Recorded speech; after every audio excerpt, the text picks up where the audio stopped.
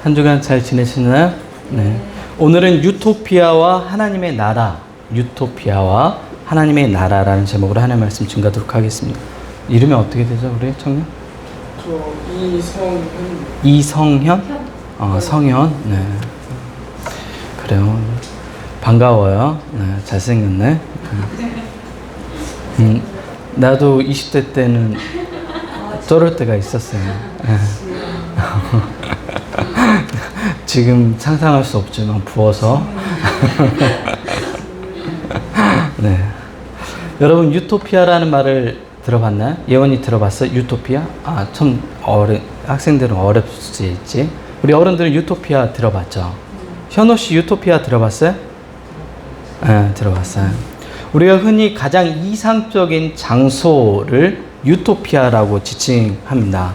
이 지구상에 숨겨진 가장 이상적이고 살기 좋은 곳, 우리 혜은이 씨가 불렀던 그 제목이 뭐죠? 파란 나라를 보았니? 제목이 뭐죠? 어떻게 알아? 저희가 이번에 이름이 파란 나라입니다. 그 나이 드신 분들만 아는데 나도 어렸을 때 들었거든요. 예, 그렇죠. 파란 나라를 보았니? 꿈과 그 파란 나라가 유토피아를 이야기하는 겁니다. 네. 사실 유토피아라는 뜻은 없는 장소, no place를 이야기를 해요. 그래서 헬라어인데 없음을 뜻하는 우하고 장소를 뜻하는 토포스가 합쳐진 단어예요. 그러니까 토포스. 그러니까 없는 장소라는 합성어예요. 문자 그대로 현실에 존재하지 않는 이상의 나라가 유토피아예요. 유토피아를 처음 사용한 사람은 인문학자 에라스무스의 친구였던 토마스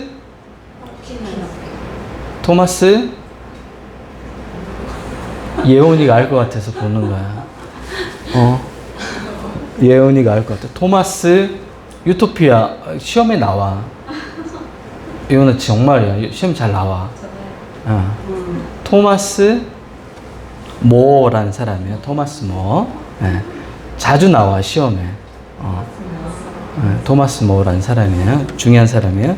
이 사람이 살았던 시대가 어느냐면 루터가 종교개혁을 했던 시대예요. 그러니까 에라스무스가 루터하고 서로 견해는 달랐지만 그 당시 사회를 개혁하려고 했던 그런 지성인들이었어요. 그 에라스무스의 친구가 누구냐면 토마스 모어예요. 네. 그러면 이때는 시대가 언제요? 중세겠죠. 네. 제가 얘기했잖아요. 중세 근대의 시작을 누구로 본다고요? 그렇죠. 데카르트라는 사람의 물론 이제 시기를 딱 나눌 수는 없어요. 사람들마다 학자들마다 견해가 다르지만 사상사적으로 보면 데카르트 신 중심의 사회에서 인간 중심의 사회로 넘어가는 근대의 시작을 데카르트로 보아요. 그러니까 중세 말기쯤 된다고 생각하면 좋을 것 같아요. 토마스 모어는 유토피아라는 두 권의 책을 통해 영국 사회에 만연된 부패와 사회 제도를 고발합니다. 1권에서는 토마스 모어가 신대륙을 항해하던 중 유토피아라는 열대지방 섬에 도착한 선원 라파엘의 이야기가 담겨져 있고 2권에서는 유토피아의 사회 제도가 그려지고 있습니다. 유토피아라는 사회 제도를 제가 읽어드릴게요. 어떤 나라인지 한번 들어보세요. 섬에는 도시가 45개가 있고 55개가 있고 사람들은 교대로 농업을 합니다. 이때 당시 중세니까 농업을 생각하기 쉽죠. 노동시간은 하루에 6시간이며 이상적이죠. 우리보다 더 이상적이잖아요. 6시간이래요. 우리 대통령이 바뀌고 나서 우리 더 노동시키려고 하는데 6시간이라고 하잖아요. 남은 시간에는 예술이나 과학을 연구합니다. 책 본다는 얘기죠. 남녀를 비롯한 모든 사람이 완전히 평등합니다. 이게 말이 돼요? 언제 시대 사람이라고 얘기했어요? 토마스 모어가? 중세 사람인데 남녀가 여성들을 비하하는 게 아니라 중세라는 시대였잖아요. 여성들에게는 인권이 없던 시대이기 때문에. 근데 남녀가 뭐라고 얘기해요? 평등하다고 얘기해요. 이미 언제 얘기한 거예요? 1516년에 이런 얘기를 한 거예요. 우리나라 1516년이면 어느 시대예요? 조선인데, 그지? 네. 조선 임진왜란 있기 전이잖아요. 임진왜란이 언제 일어났죠? 너무 어려워요? 1592년. 네. 우리 권사님 정확하게 하시네. 1592년에 일어나요. 그러니까 조선이 세워지고 난 이후에 딱 200년 후에 임진왜란이 일어나요. 그러면 그 시기에 이 책을 썼단 말이에요. 근데 남녀 평등하라는 말을 쓰는 것 자체가 굉장히 파격적인 거예요. 뛰어난 생각을 가졌던 거고, 화폐나 사유재산이 존재하지 않고, 물자는 각 집안의 가장이 가지로 필요한 만큼 가져가면 무료로 제공해요. 마을 한가운데 물자를 제공해준 창고가 있어가지고 거기 가서 우리 집에 이거 필요해요 그러면 무료로 주는 거야. 예. 좋죠, 예원아? 로이 같은 경우는 과자 먹고 싶으면 가면 돼. 과자 주세요 그러면 과자 주는 거야. 마을 중앙에 있는 슈퍼마켓 가면 로이야 무료야.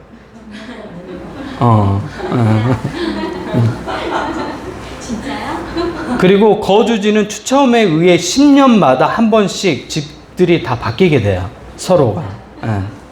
그러니까 다 집들이 똑같은 거예요. 위치가 조금씩 다를 수 있는데 10년마다 한 번씩 추첨을 통해서 바뀌어요. 여러분 어때요?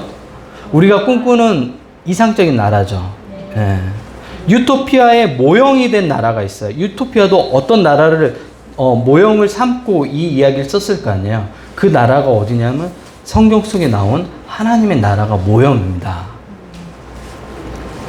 토마스 모어는 기독교인이었어요. 그때 당시에는 우리처럼 개신교는 없었겠죠. 언제 시대라고 얘기했어요? 종교개혁이 있던 시대이기 때문에 다 카톨릭 신자였던 거였죠. 그때는 1517년에 종교개혁이 있고 나서 로마 카톨릭이 부패한 내용에 대해서 그것을 개혁하려고 나온 사람들이 우리 개신교인들이잖아요. 근데 뿌리는 같아요.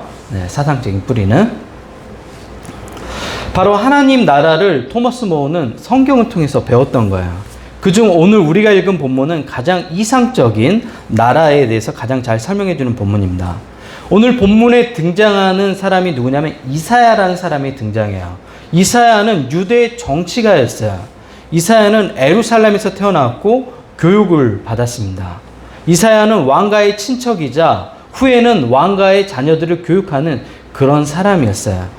유대 전승에 의하면 이사야의 아버지 아모스는 아마샤 왕의 형제였다고 이야기해요. 이런 이사야가 어느 날 하나님께 부르심을 받습니다. 콜링 되죠. 여러분 직이 있고 업이 있잖아요. 직은 뭐예요? 그러니까 직업이라고 우리는 한 단어로 붙여서 얘기하는데 직이 있고 업이 있잖아요. 직은 뭐예요? 소명이 직인 거예요. 하늘이 내려준 게 직이에요. 업은 뭐죠? 잡이에요. 우리가 일하는. 그 잡을 업이라고 해요. 근데 우리 지금 그걸 합쳐서 얘기하죠. 직업 이렇게 얘기하잖아요. 사실은 직하고 업하고 나눠서 하는 거예요. 근데 요즘은 이제 관용적으로, 제가 관용적이란 말은 그 뜻하고 상관없이 사람들이 일반적으로 그렇게 써버릴 때 관용적인 표현이라고 얘기해요. 관용적으로 요즘은 그냥 다 직업이라고 얘기해요. 근데 사실은 직, 그러면 콜링, 우리로 얘기하면 소명, 기독교인으로 얘기하면 소명을 받아요. 이사야가. 그 소명이 예루살렘에서 하나님의 말씀을 선포하는 게 소명이에요. 그래서 이사야가 몇 장이에요? 66장이에요. 여러분 엄청난 거예요. 그러면 이사야가 굉장히 많은 하나님의 말씀을 전달했던 그런 사람이었어요. 이사야는 예루살렘에서 무려 50년간 사역한 사람이에요. 저보다 더 많이 사역을 하겠죠. 왕가의 친척이었던 이사야는 다른 선지자와 달리 정치에 많은 영향력을 행사했어요. 왜요? 왕의 친척이기 때문에 영향력이 있잖아요. 그래서 하나님이 이런 방향을, 우리나라에 이런 방향을 가길 원하신다. 그리고 왕이 잘못된 방향으로 가면 뭐라고 얘기하죠? 그건 하나님 원하시는 일이 아니야 라고 조언해 줄 수 있는 정치적인 영향력을 가진 사람이 누구라고요? 이사야였어요. 알겠죠? 그래서 이사야는 우시야, 요담, 아하스, 히스기야, 므낫세까지 이 5명의 왕을 섬겼어요. 굉장히 50년이니까 오랫동안 섬겼겠죠? 많은 왕을 보았고 정치를 보았고 세상을 보는 식견이 남달랐던 그는 하나님 나라의 특성과 통치 방식을 보여주는 이 말씀을 오늘 우리에게 들려주고 있습니다. 그 내용이 본문 11장이죠. 성경에서 말하는 하나님 나라는 하나님의 통치에 따라 다스려지는 나라예요. 하나님 나라가 뭐라고요? 하나님의 통치 방식이 적용되는 거예요. 하나님의 통치 방식은 무엇이죠? 사회적 약자를 돌보는 거예요. 여러분 중에 가장 연약한 사람을 돌보는 것이 하나님의 통치 방식이에요. 권력을 가진 사람은 그 권력을 나누고 비움으로써 나보다 더 연약한 사람들에게 그 권력을 통해서 돕는 역할을 하는 게 하나님 나라의 통치 방식이에요. 자신의 권리와 힘을 어떻게 하죠? 오히려 내어주는 거. 이 모델이 누구예요? 예수님이잖아요. 하나님의 아들이었던 예수님이 자신의 모든 것들을 내려놓잖아요. 요즘에 그런 사람이 어디 있어요? 나 이런 사람이야. 다 자랑만 하잖아. 내가 누군지 알아? 그리고 자기 힘, 권력, 자기를 증명해 보려고 하잖아요. 예. 심지어 유튜버들도 자기를 증명해 보려고 하잖아요. 예. 내가 이만큼 유명한 사람이라고 막 옷 벗고 막 예. 예. 남자들 밀신하고 있으니까 옷 벗는다는 얘기예요. 아주 딱 벗으면 막 착하게 살자 이런 거 적어져 있고 하는 거죠. 그리고 이 모든 기반에 뭐가 있어요?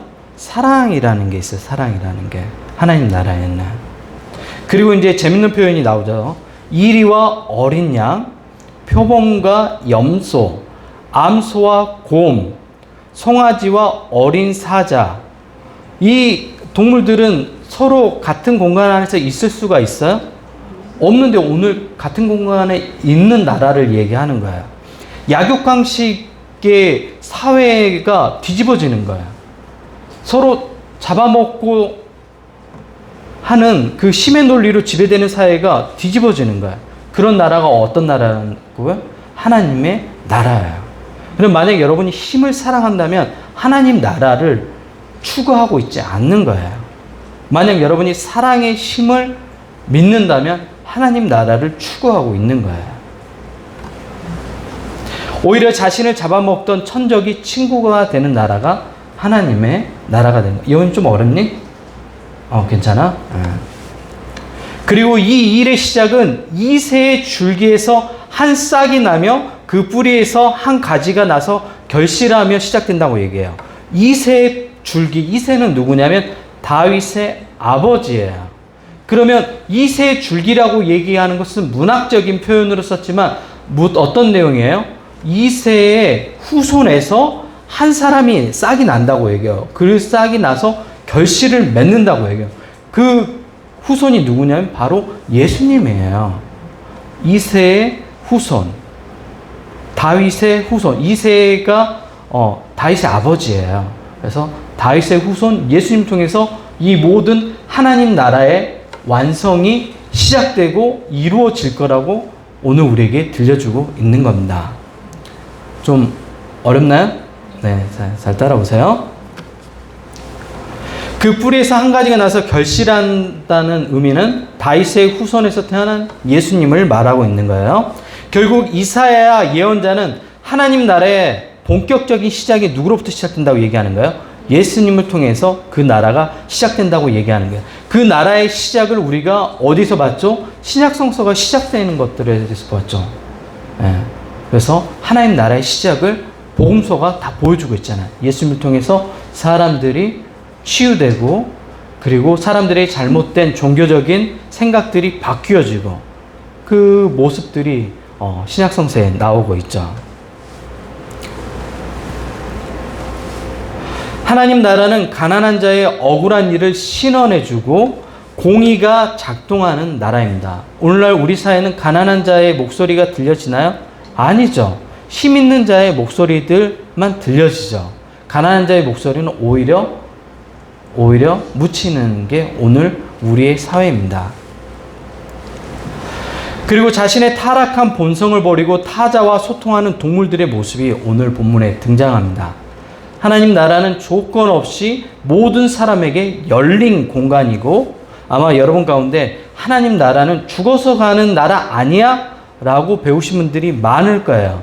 그렇게 이해하는 것은 하나님 나라를 이해하는 한 부분이에요. 하나님이 무엇을 만들었죠? 시간을 만드신 분이에요. 예. 요나, 하나님께서 시간을 만드셨어? 예. 그 시간을 만들었다는 것은 시간이 존재하려면 필요한 게 있다고 했죠. 뭐가 필요해요? 공간이 필요해요. 중력이라는 것들이 있어야지만 시간을 측정하는 단위가 생겨나기 때문에 시간과 공간을 만드신 분이 하나님이에요. 그러면 시간 밖에 있어요? 시간 안에 있어요? 우리에게는 시간이 과거, 현재, 미래 이렇게 흘러가는 것처럼 보이지만 하나님에게는 차원으로 그냥 하나로 보여요. 시간이란 게. 왜? 하나님께서 시간을 만드셨기 때문에. 이해되죠? 네, 잘 따라오세요. 그러면 사람의 살아있음, 죽음, 이 모든 것들은 하나님께는 하나로 보이는 거예요. 하나님 나라는 죽어서 가는 나라는 아주 일부분이겠죠. 지금 오늘 여러분이 살아서 움직이는 이 모든 공간 안에 하나님의 통치의 방식이 우리를 통해서, 여러분을 통해서 이루어진다면 이곳이 뭐예요? 하나님의 나라가 되는 거예요.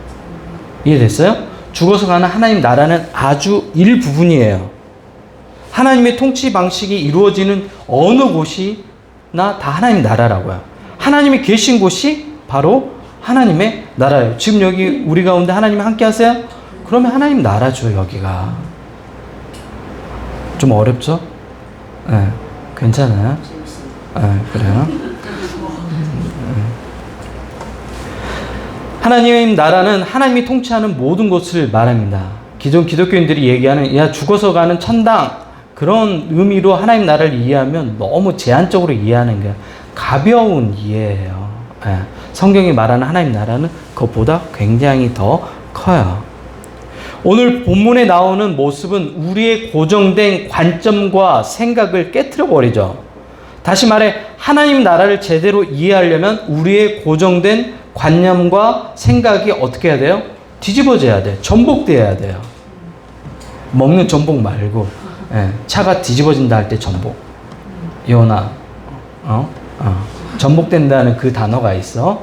뒤집어지는 거 전복. 먹는 전복 말고 바다 전복 말고. 그래서 그런 생각들이 고정된 관념과 생각들이 여러분이 뒤집어져야 하나님 나라를 제대로 볼 수 있고 이해할 수 있습니다. 본문 11장 6절입니다. 그때는 언제죠? 예수님을 통해 하나님 나라가 본격적으로 시작될 때 이사야 선지자가 주전 8세기의 사람이니까 그러면 800년 후에 일어날 일을 오늘 기록하고 있고 우리에게는 이 모든 일이 다 실현된 다음에 들려진 이야기겠죠.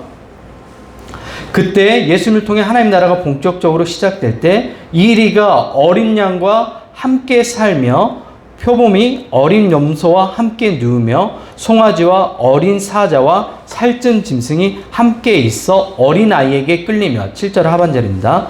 사자가 소처럼 풀을 먹을 것이며 사자가 풀을 먹는다는 의미가 아니에요. 제가 문학적인 표현이라고 얘기했죠. 어린아이가 독사의 구멍에서 장난하며 젖된 어린아이가 독사굴에 손을 넣을 것이라.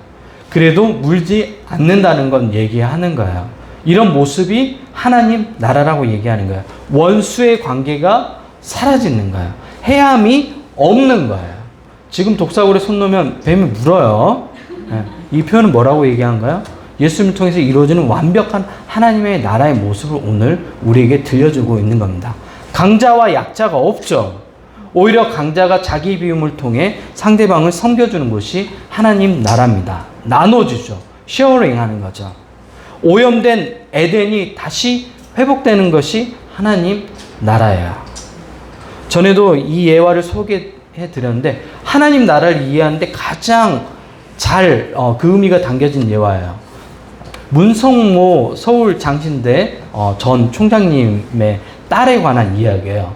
이제 어렸을 때 딸들이 아버지에게 이제 문성모 총장님에게 이제 이야기하는 거예요. 재밌는 얘기를 들려달라고 얘기했대요. 그러면 이제 문성모 목사님이 그때 당시 이제 제 나이 또래는 됐겠죠.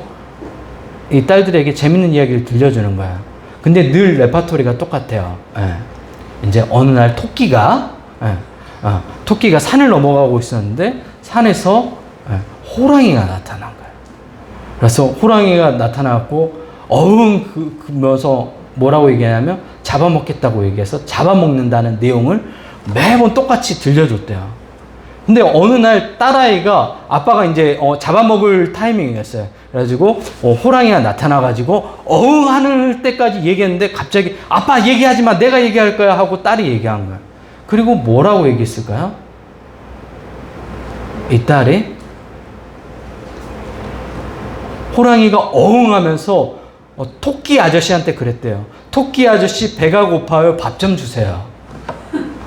그랬더니 토끼 아저씨가 호랑이에게 밥을 지어주고 둘은 행복하게 살았다고. 이게 문성모 총장님 딸이 지어낸 새로운 이야기인 거예요. 어린아이의 상상력이 있는 거죠. 예. 하나님 나라의 모습은 이런 모습인 거예요. 여러분 시야가 열리나요? 여러분 생각이 열려요? 이런 모습이 우리에게 추구해야 될 하나님 나라의 모습입니다.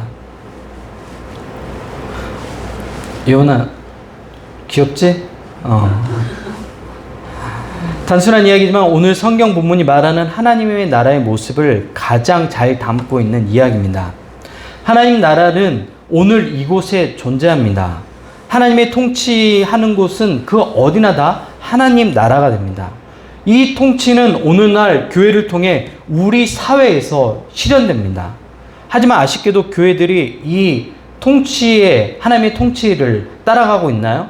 잘못된 방향으로 가고 있죠. 네. 왜냐하면 욕망의 노예, 탐욕으로 그 방향성을 어떻게 했죠? 상실했기 때문에 그렇습니다. 장애를 가진 자녀들을 둔 부모의 소원이 있어요. 어떤 소원이 있을까요? 장애를 가진 부모들, 제가 지금 아르바이트로 의정부 어린이집, 이제 장애인 통폐합 시설이거든요. 거기서 지금 이제 운전을 하는데 장애 아이들이 많아요. 어린이집인데, 그러면 이제 엄마들이 이제 차를 태워주려고 제가 이제 운전해서 가면 앞에 나와 있잖아요. 아이들을 보낼 때 눈빛들이 다 걱정 어린 눈빛으로 보내요. 혹시 우리 아이가 뭔가 불합리한 일을 당하진 않을까? 어린데 더구나 장애가 있어서 표현들을 잘 못해요. 근데 그 아이들 너무 사랑스러워요. 순수하고. 네, 하나님이 너무 존귀하게 여기는 그런 아이들이에요. 그런 자녀를 가진 부모의 소원이 있어요.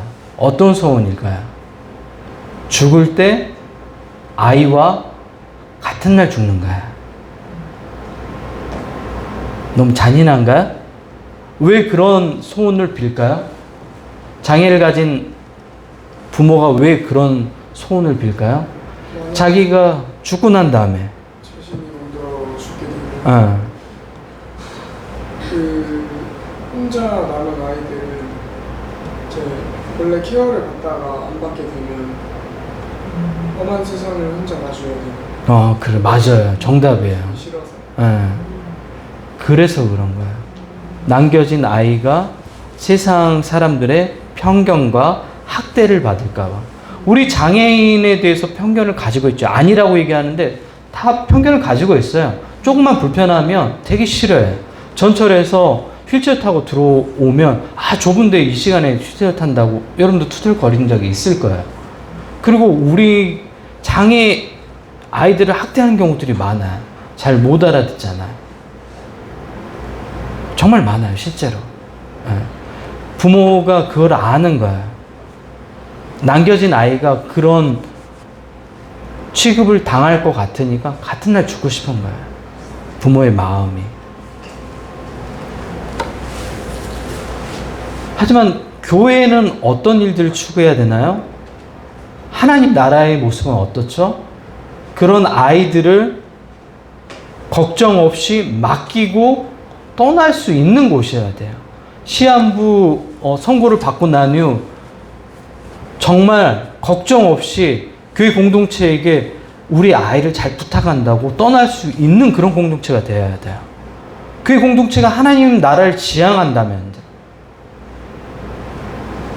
약자를 배려하고 어려운 사람들을 가지고 있는 것으로 충분히 케어해주고 돌보는 공동체가 교회 공동체가 되어야 되잖아요. 실제로 초대교회 공동체는 그런 모습을 보였어요. 가지고 있는 소유들을 가지고 와서 나누었죠. 얼마큼 자기가 가졌든 상관없이. 여러분 나눌 수 있어요? 여러분 10만 원도 예원아 10만 원만 줘봐. 이렇게 얘기하면 이제 고민되는 거야. 어떻게 10만 원을? 네. 달라는 얘기 아니야, 예원아. 내가 주지, 예원이한테. 근데 그것을 자기가 가지고 있는 소유를 나누는 거야. 단순히 가지고 있는 돈뿐만 아니라 자기가 나눌 수 있는 거 있잖아요. 쉼이 있고 뭔가 다른 일 할 수 있는 것도 있으면 그걸로 나누는 거예요. 도와주고. 그게 하나님 나라의 모습인 거예요. 교회 공동체는 그런 방향성으로 가야 되는데 오늘날 교회는 그런 모습을 찾아보기 힘들죠. 교회가 끊임없이 욕망을 향해서 가는 교회들밖에 없잖아요. 더 크게 짓고 더 많은 것들을 가지려고 하고 나누지 않잖아요. 교회 안에 있는 가난한 자를 도와요? 안 돕잖아요. 우리 교회는 어때요? 도와요? 네. 도와야죠, 당연히. 단 일주일에도 고민도 없이 그냥, 네! 할 수 있는 공동체가 돼야 돼요. 그리고 여러분도 뭔가, 시한부 선고를 받았어. 그때 딱 맡기고 떠날 수 있어야 돼. 목사님, 아이 잘 부탁해요. 그럼 내가 걱정하지 마시라고. 제가, 교회에서 정말 최선을 다해 잘 양육하겠다고. 그렇게 도와줄 수 있는 공동체가 되어야지 그것이 하나님 나라인 거죠. 하나님 나라의 통치 방식이 있는 거고. 그런 모습이 우리 가운데 있어야 됩니다.